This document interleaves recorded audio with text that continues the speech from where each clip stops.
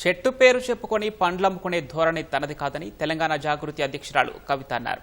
దారులు వేరైనప్పుడు అదే సిద్ధాంతాలతో ముందుకు వెళ్లడం సరైన నిర్ణయం కాదన్నారు.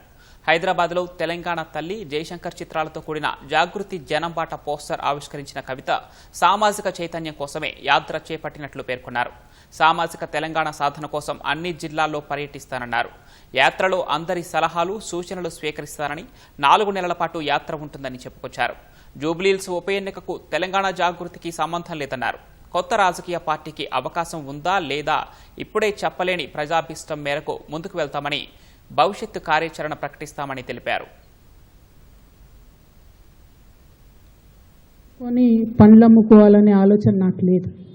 ఆ చెట్టు నీడన ఉన్నన్ని రోజులు ఆ చెట్టును సంరక్షించాలని, ఆ చెట్టును దుర్మార్గుల బారి నుంచి కాపాడాలని నేను చెయ్యని ప్రయత్నం లేదు. ఇవాళ ఆ చెట్టు నీడ నాది కాదు అని చెప్పినప్పుడు ఇంకా ఆ చెట్టు పేరే చెప్పుకొని బతకాలనే ఉద్దేశం నాకు లేదు. నేను నా తువ్వ వెతుక్కుంటున్నా.